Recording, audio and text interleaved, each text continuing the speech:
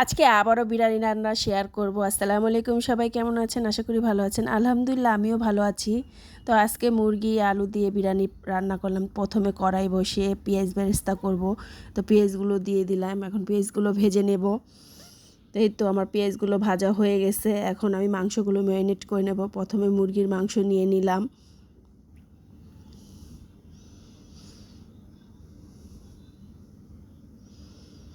তারপর পেঁয়াজ বেরেস্তা যে করছি ওইখান থেকে কিছুটা পেঁয়াজ দিয়ে দিব। আজকে মেখে ঝুঁকে বিরিয়ানি রান্না করব, তো দুটো আলু নিয়ে নিলাম।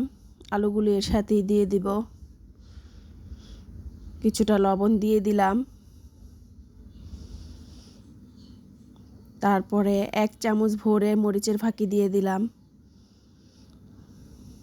এই তো বিরিয়ানির মশলার থেকে কিছুটা বিরিয়ানির মশলা দিয়ে দিলাম।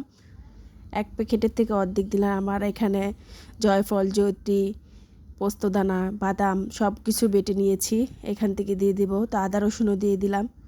ভাবছিলাম অর্ধেক দিব, তো পুরাটাই দিয়ে দিলাম, কারণ বাদাম বাটাও আছে এখানে 2-3 পদের। এখন মাংসগুলো আমি ভালো করে মেখে নেব।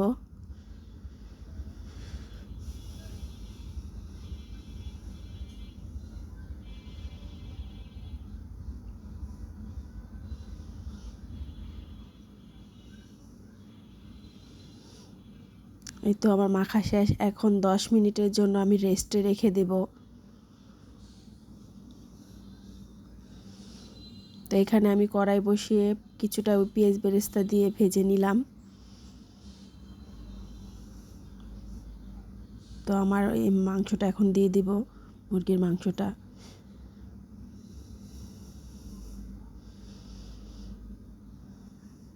এগুলো আমি ভালো করে পেঁয়াজ বেরেস্তার সাথে মিশিয়ে নেব নেড়ে চেড়ে।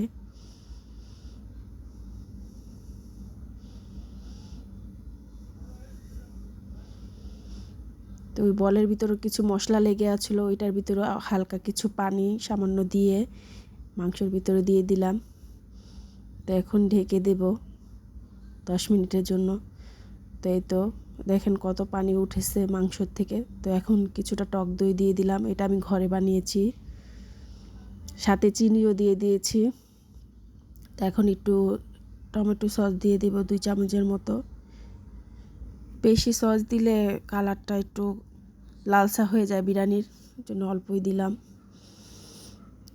এই তো আমার মাংসের পানি শুকিয়ে তেল উপরে চলে আসছে। এখন আমি পোলাও চাল ধুয়ে দারচিনি, এলাচ, তেজপাতা দিয়ে দিলাম, একটু পোলাও চালগুলো দিয়ে দিলাম।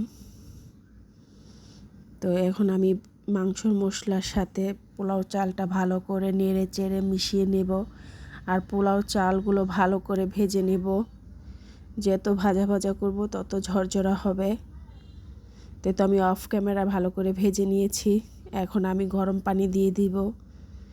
আমি চাইলে কখনো মেপে পানি দেই না, আন্দাজেই পানি দেই, সেটাই ঠিক হয় মশলায় দিলে। তো লবণ আর কিছুটা কাঁচামরিচ দিয়ে দিলাম। এখন 10 মিনিটের জন্য ঢেকে দিলাম। এই তো বলক এসে পড়েছে, কারণ গরম পানি দিয়েছি তার জন্য তাতে বলক এসে পড়েছে। তো আবার 10 মিনিটের জন্য ঢেকে দিব। এই তো পানিটা শুকিয়ে এসেছে। তখন আবার নেড়ে চেড়ে একটু মিশিয়ে নেব। তো আবার 15 মিনিটের জন্য ঢেকে দেব।